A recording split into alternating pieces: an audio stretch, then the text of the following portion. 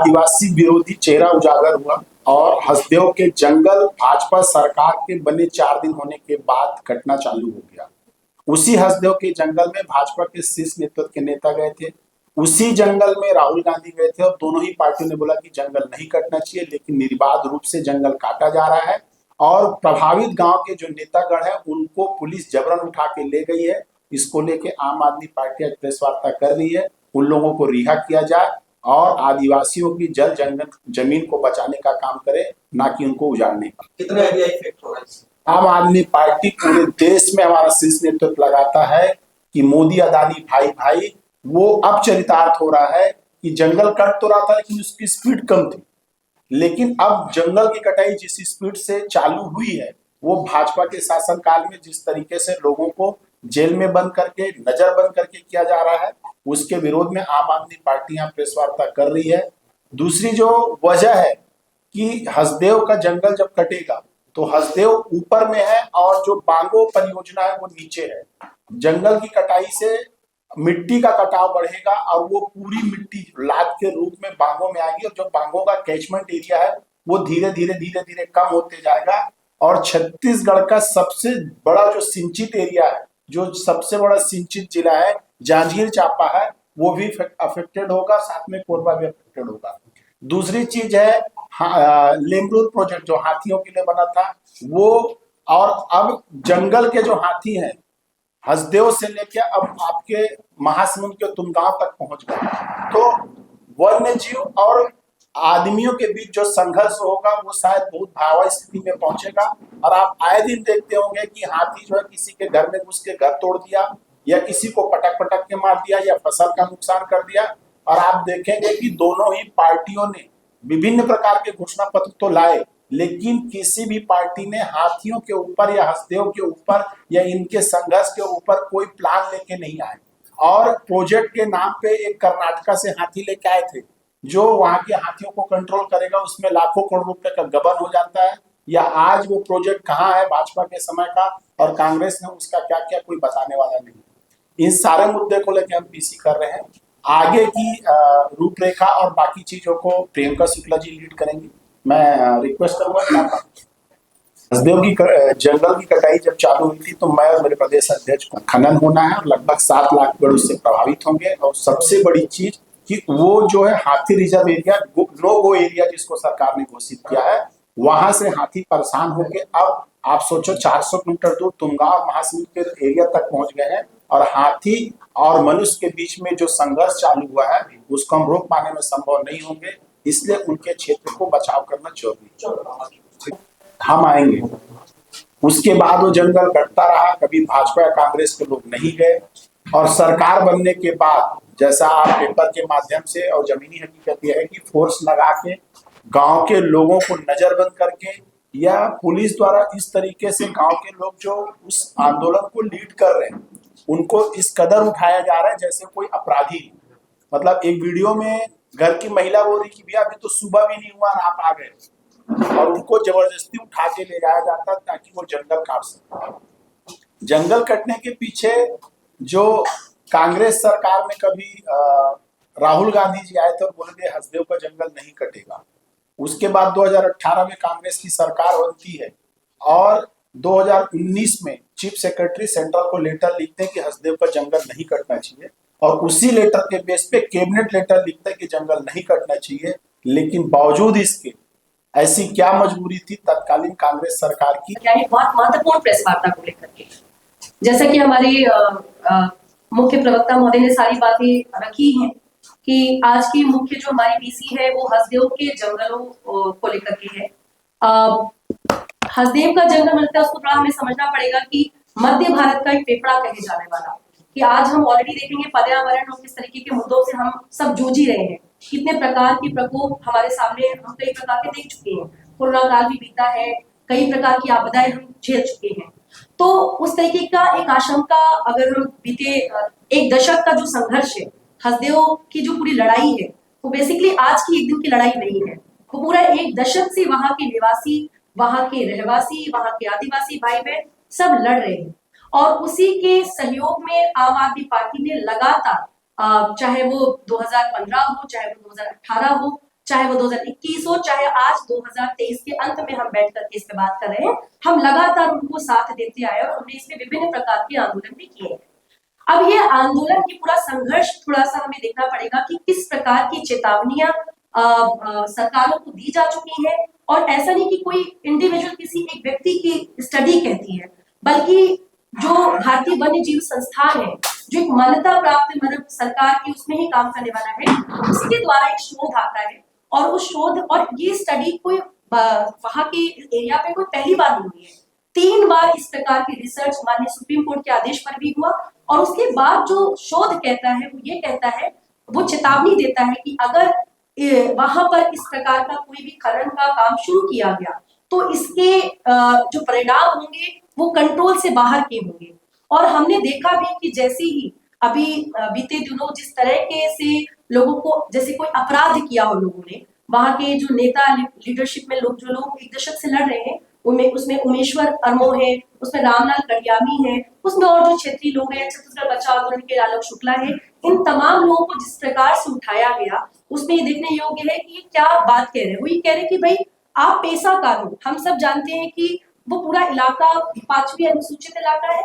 5वीं अनुसूचित हमको पता है कि स्पेशल प्रोविजंस होते हैं वहां के, एक स्पेशल एक्ट है जिसमें ग्राम सभा सबसे जरूरी चीज होती है।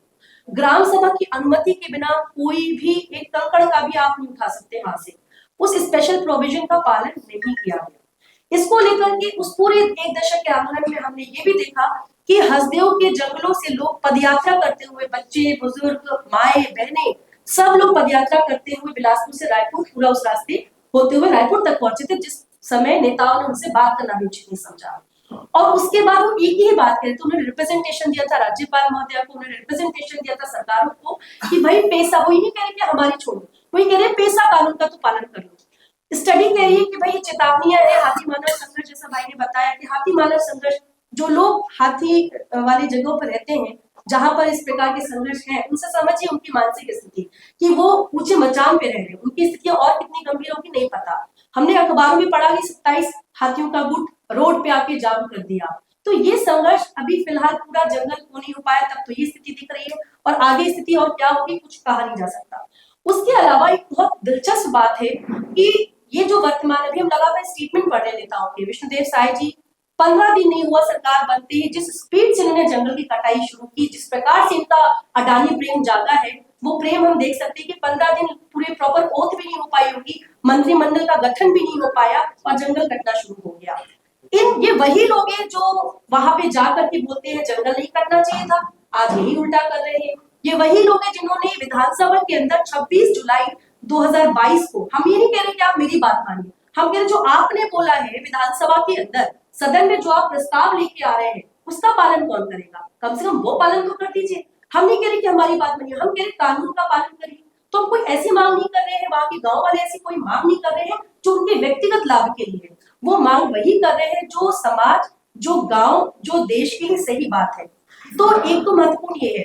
दूसरा, ग्राम सभा की जांच को लेकर की सरकार पीछे क्यों हटती आ रही है, क्यों नहीं ग्राम सभा की जांच की जा रही है। ग्राम सभा वहां के लोगों ने साफ कहा फर्जी ग्राम सभाएं हुई है, उसकी जांच आज तक। तो वहां का 1 दशक का संघर्ष चाहे जमीन पे हो, चाहे कोर्ट के अंदर हो, हर तरह से वहां के लोग लड़ रहे हैं। लेकिन सरकारों का जो चरित्र हम देख रहे हैं कि लगातार, चाहे बीते की सरकार हो चाहे अभी की सरकार हो, और एक स्टेटमेंट जो बार बार दे रही, वो कहते हैं केंद्र का मामला है, कोई कहता है राज्य का मामला है। भाई अब तो आपके डबल इंजन है, अब तो राज्य में भी आप हैं, केंद्र में भी आप हैं, तो अब कर दीजिए अगर मान लीजिए। लेकिन जो सर्वसम्मति से आपने आदेश प्रस्ताव लेकर के आए थे, उसका पालन कौन करेगा, उस पे क्यों नहीं बोल रही है सरकार। तो इस तमाम मुद्दों को लेकर के आज हम आप सबके बीच बात रख रहे हैं, और ये बात सोच रहे हैं कि आगे इसको कैसे लड़ा जाए। तो हमारे तमाम जो साथी हैं, जो सरगुजा संभाग के साथी हैं, उनके द्वारा भी आज एक डेलीगेशन जाने वाला है वहां पर, वहां जाकर उनसे मिलकर पुनः, चूंकि इसमें लगातार हमने मिलकर बात की है, तो मिलकर के और वहां अपना समर्थन फिर से व्यक्त कर रहे हैं,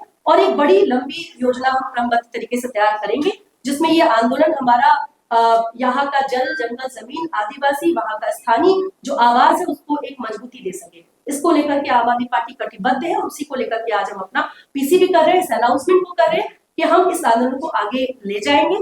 कांग्रेस बीजेपी दोनों ने आज एक्सपोज है हमारे सामने कि दोनों ने बातें तो की, सर्वसम्मति से विधानसभा के अंदर बातें तो लेकर के आगे, एक तरीके का दबाव हमने उस संघर्ष में देखा कि कम से कम वो दबाव था आंदोलन का कि सर्वसम्मति से एक प्रस्ताव आ गया जो कांग्रेस की सरकार में आ गया था, लेकिन अभी भाजपा की सरकार तो उसको मानने को भी तैयार नहीं है।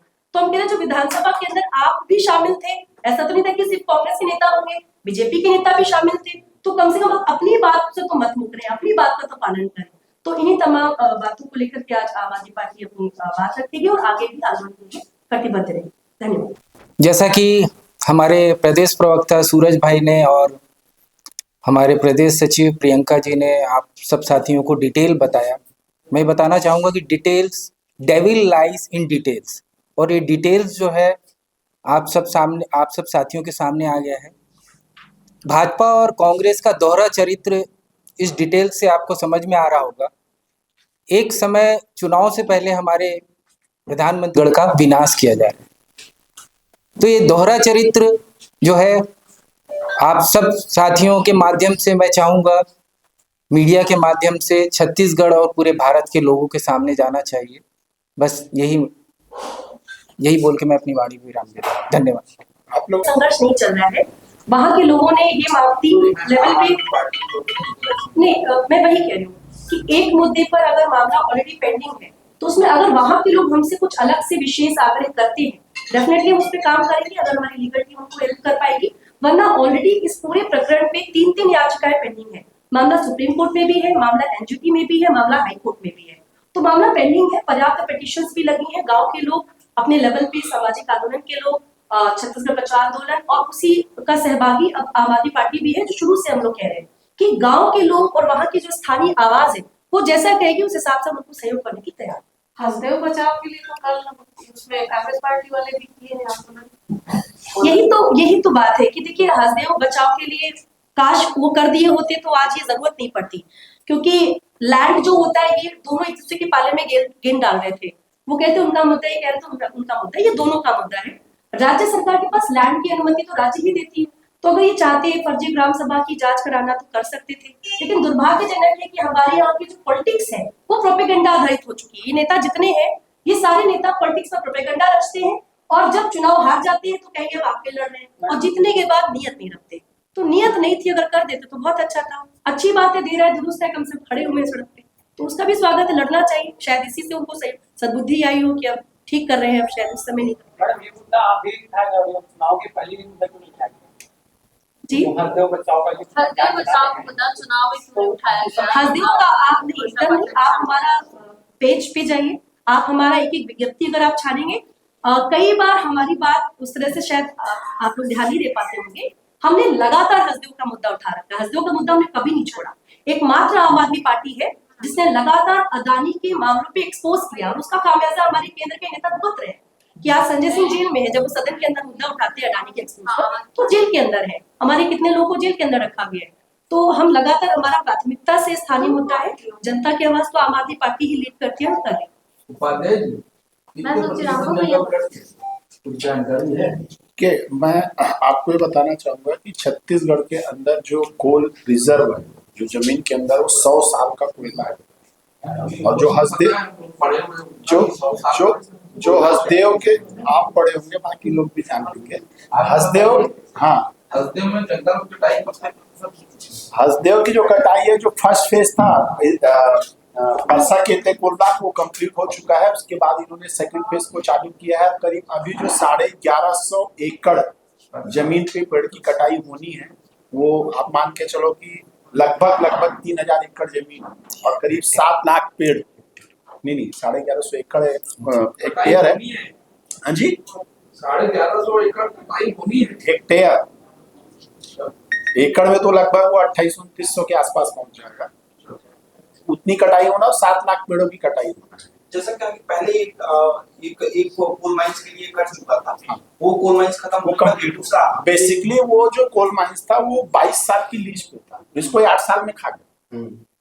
और अगर सरकारें ठीक से इसका जांच करे, सुप्रीम कोर्ट इस पे अगर सो मोटी कोई एक्शन ले, क्या होता है कि जो सर पूछ रहे थे ना, पॉलिटिकल पार्टी की PIL मंजूर नहीं होती। ये पब्लिकली जो पब्लिक के लिए ही लगाया जाता है, वो एक अलग मुद्दा है। लेकिन अगर 22 साल का डिपॉजिट था, 8 साल में खा गए, तो 8 साल में जो कोयला आपने राजस्थान सरकार को पहुंचाया जो बताते हो, तो क्या उतनी बिजली आपने जनरेट की, बनाया नहीं? ये फंस जाएंगे, वो कोयला कहीं और चला गया। क्योंकि कोई भी प्लानिंग जो है वो ये गूगल डॉक्यूमेंट होता है, एक वो ऊपर से लिया जाता है, उसका डिपॉजिट रहता है और उसकी एक प्लानिंग होती है कि मेरे को कौन से पावर प्लांट में कितना कोयला, कितना टन डेली का लगेगा और कितने साल के लिए लगेगा। 14 साल पहले खा गए, इसलिए कटने का नाम बताया है। और जो ग्राम सभा की बात है, अगर ग्राम सभा किसी भी प्रस्ताव को मंजूर करती है, मान लो ये बोलते हैं कि ये ग्राम सभा है, उसके बेस पे आपने, लेकिन ये भूल जाते हैं कि ग्राम सभा को अधिकार है कि अगर आपको इसने प्रस्ताव दिया तो प्रस्ताव को निरस्त कर सकता है। अगर हम उसको सही भी मान लें तो आज तो गांव के लोग बोल रहे हैं कि हम ग्राम सभा वाले इस जंगल को नहीं कटने देना चाहते। उसके पीछे कारण है, वो सालों से एक ही काम करते आए हैं, खेती, महुआ बिनना, वनोपज बिनना, जिनसे उनकी आजीविका चलती है। उस गांव में मैं स्वयं बहुत बार गया हूँ। उसमें जो सबसे बड़ी बात निकल के आती है कि जब उनकी जमीन को लिया जाता है, एक साथ मान लो 50 लाख मिल गया, 1 करोड़ मिल गया, उनको पता ही नहीं होता 50 लाख या 1 करोड़ को यूज कैसे करना है। क्योंकि काम क्या करते हैं, शुरू से खेती का, महुआ का, वनोपज का, उस पैसे को वो सही से उपयोग नहीं कर पाते और आखिरी में वो पैसा खत्म हो जाता है किसी अन्य तरीके से, कोई गलत लत लग के या कोई उनको बेवकूफ बना जाता है। ना तो जमीन बचती, ना पैसा बचता है, ना घर बचता है। वो शुरू वाले में जो, उसके बाद उनको समझ में आया कि नहीं, ये मेरा जो पैतृक काम होते आए, हॉकी खेलने लगे, क्रिकेट खिलाओगे तो लफड़ा करेगा। हमारा नियम के तहत कोई एक्सचेंज होता है कि आप जो कोल माइंस ओपन कर चुके हैं, पहले हम उसको लेबलिंग करेंगे। नहीं, ऐसा कुछ नहीं हुआ। उसने उतनी ही संख्या, उससे कुछ में पेड़ लगाना, अधिक संख्या में पेड़ लगाना होता है। तो क्या इस पर से वो प्रोसेस नहीं। देखिए, 2 चीजें, हम पेड़ लगाओ आंदोलन की नहीं है। देखिए समझिएगा, एक जंगल बनने में कई 100 साल लगता है। जंगल का पूरा एक अपना साइंस होता है। वो एक दिन में एक पेड़ लगा देने से जंगल नहीं बन जाता। पेड़ लगा भी देंगे तो जंगल नहीं बनेगा। जंगल का पूरा एक कंसेप्ट अलग है। तो जंगल में 500 साल, 600 साल, कई करोड़ साल समय लगता है, उसके बाद जंगल बनता है। तो जंगल कैसे, उस पेड़ को लगा कर भी जंगल काम होता है। मैम, पेड़ कटाई से कितने गांव प्रभावित हुए, कितनी जनसंख्या होगी? बड़ी जनसंख्या है, घाट बन रहा है वहां पे साहिल एक करके गांव है, लाहसी एक करके गांव है। तो आसपास के लगभग 9-10 गांव वहां के लगे हुए हैं जो सीधा सीधा प्रभावित। उनके विस्थापन के लिए कोई जगह उनकी व्यवस्था की जाए? सवाल तो वही है। देखिए, विस्थापन पे तो हम बाद में बात कर रहे हैं। सवाल ये है कि क्या आप इलीगल तरीके से मेरी जमीन ले सकते हैं? जो कानून है उसका, हम तो कानून के समृद्ध होकर भी उसमें संबद्ध जो हैं। बड़ा मुद्दा है वो कि विस्थापन करते हैं, विस्थापन होता है। अदानी जिस परसा कहते कोल ब्लॉक को खनन कर चुके हैं, वहां पे स्कूल खोले और अच्छा स्कूल है। मुद्दा ये नहीं, मुद्दा ये है कि जो वन्य जीव और जीव में हमारे बीच जो संघर्ष होगा, हाथी अचानक कैसे तुम गांव तक पहुंच गए, आपका घर कोई उजाड़ दे, आप कैसा लगेगा? तो हाथी वहां सालों से रहते हैं, उस चीज को समझे। दूसरी चीज, जो कटाई होगा, और कटाई जब ऊपर में है और हमारा बांध नीचे है, हम बचपन में पढ़े ना, पेड़ क्यों उगाना चाहिए, जंगल से क्या होता है, तो जंगल जो है वो आपके मिट्टी के स्खलन को रोकता है। पेड़ कटने के बाद बहुत बड़ी मात्रा में मिट्टी कहाँ आएगा, डैम में आएगा, उससे सिंचाई प्रभावित होगी। ये सारे मुद्दे हैं कि वन्य जीव और जीव के बीच, हमारे बीच संघर्ष को कैसे रोकेंगे। नॉर्मल आप यहाँ तो लेमरू वाली बात है, आप सरगुजा चले जाओ, वहां भी जंगल में हाथियों को रोक पाने में हम अभी तक सक्षम नहीं हो पाई सरकार। मुद्दा ये है ही नहीं है कि विस्थापन तो उनका एक मुद्दा है, लेकिन साथ में जो दूसरी कटाई हो चुकी है, नहीं, आधे से ज्यादा नहीं हुआ, अभी भी काफी संघर्ष बहुत बचे हैं। और अभी भी देख रहे हैं। कैसे से ठीक किया जा सकता है? देखिए, मुझे लगता है लड़े बिना कोई बात बनेगी नहीं। लड़ना पड़ेगा, संघर्ष करना पड़ेगा। हमारा रास्ता संघर्ष का है। हम सत्याग्रह तरीके से जो आजादी का रास्ता है वो अख्तियार करेंगे, उसी लड़ाई का लेकिन सरकार को विकास भी करना है और इन सब मामलों को किसी का घर उजाड़ के विकास नहीं। मैं वही तो बोल रहा था कि 100 साल का कोयला है, जरूरी नहीं कि आप हंसदे हुए काटो, और भी बहुत सारे डिपॉजिट है, आप वहां चले जाओ, वहां चले ये जाइए। डिमांड। आप जंगल तो बचा 100 साल का कोयला है, जो 100 साल का जो कोयला है उसको आप अन्य जगह, जरूरी नहीं कि आप वन्य जीव को और जीव के बीच संघर्ष करा के कोयला निकालो। बहुत सारे डिपॉजिट है छत्तीसगढ़ में। हस्दों में ऐसा नहीं, पूरे देश का एक ही जगह है जहाँ पूरा कोयला आ गया है। कोयला का बहुत जगह, वहां पे जाके देखिए, आपको वही क्यों है। देखिए, मात्र 1% हाथी, देश के 1% हाथी जो है ना छत्तीसगढ़ में, और हाथियों से संघर्ष जो है वो 15% मामला दर्ज है। तो इससे समझ में आता है कि अगर ये और जंगल जो कट जाएंगे तो संघर्ष 15% अभी है, पूरे देश का 15% जो वो है संघर्ष का जो मामला दर्ज है, तो कितना बढ़ जाए, कितना भयावह स्थिति हो जाएगी, अब ये सोचिए। सर